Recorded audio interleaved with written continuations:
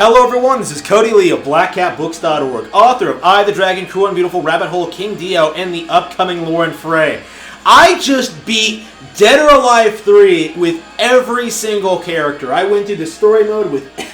I've spent the last week or so legit, like, coming home, playing a couple of rounds of Dead or Alive 3, and every single time, I just, wow, had an absolute blast. So much so that I am disappointed that there's not really anything left to do. All there is just playing the game more. And although I love the game, although I've loved playing as every single character, there's nothing really left to do when it comes to the core, unlockables or...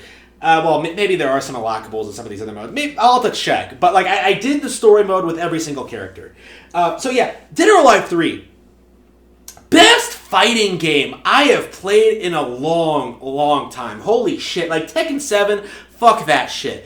Terrible single-player campaign, too many characters, lots of clones. The only thing worthwhile was the online play, which got old eventually. The combat is too convoluted. Takes too long to learn, like, even a single character. Like, Tekken 7 ain't shit, right? Super Smash Bros. Ultimate, not a whole lot going on. This is probably the best fighting game I've played. Dead or Alive 3 is probably the best fighting game I've played since, like, ARMS. And honestly, it's probably better than that. I love the parry system in Dead or Alive. I love how fast and fluid it is. I love how every single character is fun to play to a certain extent. There are some characters I don't really like, but for the most part, especially when it comes to, like, the female characters, I like playing as basically everyone.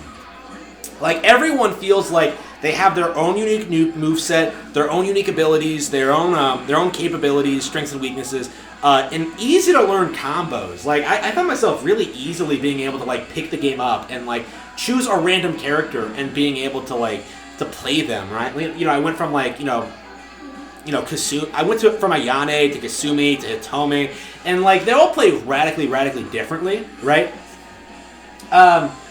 But, like, I found myself, like, being able to adapt and, like, being able to learn combos. And I think that's an undervalued aspect of the fighting game world. Like not being overtly complicated. Like, it's not like Dragon Ball FighterZ with, like, oh man, you just mash a button to win. No,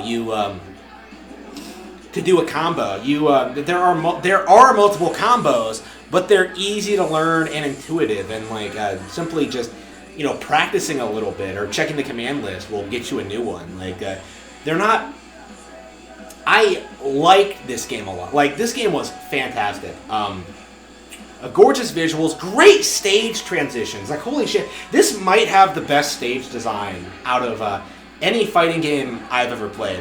Maybe I'll have to compare this to Dead or Alive 2, because when I first started playing this, I was thinking that, like, it's a little bit too similar to 2 in my taste, but I ended up, like, warming up to it eventually. 3... I love Hitomi so much. Okay, so, 3...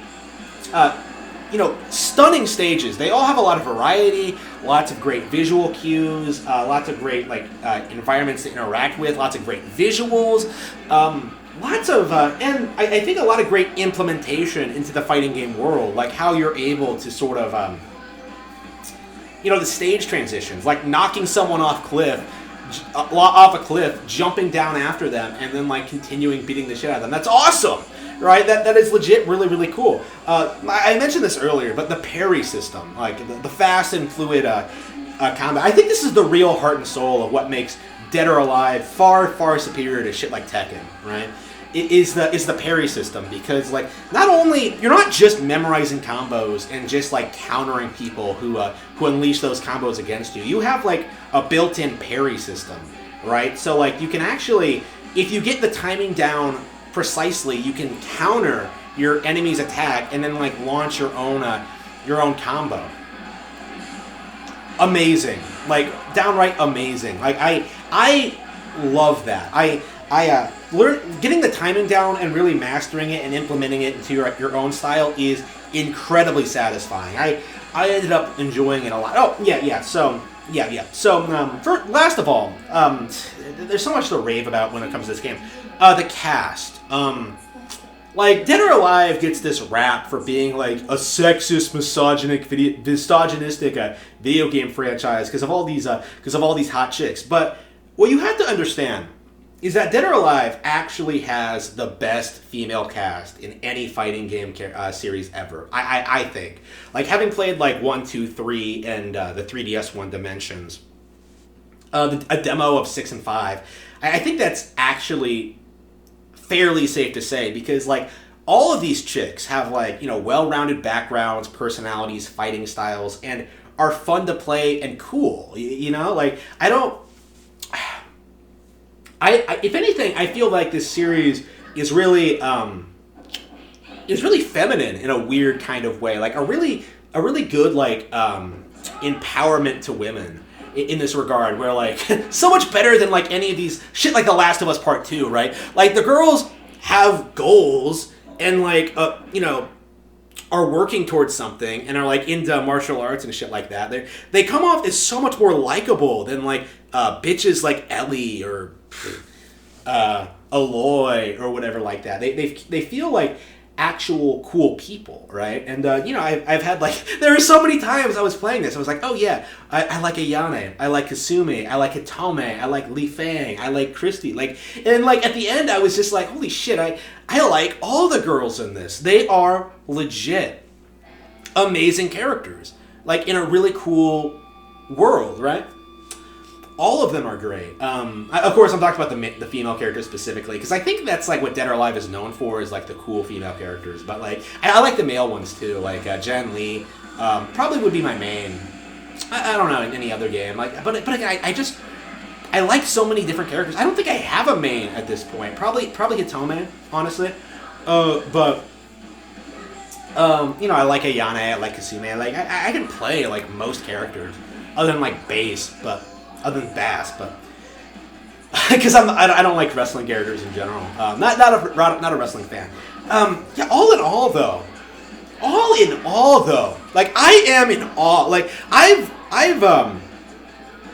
like alluded to this in the past with like my views on Tekken and stuff like that, but I didn't want to outright say this. You know, having only played like Dead or Alive on the 3DS and not having like all that much experience with it, Dead or Alive is objectively far superior to Tekken, like in every way. Like when it comes to the cast, like the general gameplay loop, the design. Like it even had online play before Tekken did. Like what exactly does Tekken have that Dead or Alive doesn't do infinitely better? Like waifus? No, like none of the girls in Tekken are like anywhere near as good as the ones in Dead or Alive. Like the only thing I can think of is that like Tekken 7 is actually somewhat competently made, as opposed to like Dead or Alive 6, which isn't. But that's another thing. You know, that's entirely because Itagaki left. Like if Itagaki was still at Tecmo making Dead or Alive, or like working on Ninja Gaiden games, like fuck Devil May Cry, right? Ninja Gaiden Black was better than that shit. Fuck Tekken, right? Fuck Virtua Fighter. Like Dead or Alive was better than all of that, and fuck Soul Calibur. Dead or Alive was just on a whole other level. And now I think it's safe to say, yeah, it is my favorite 3D fighting game franchise.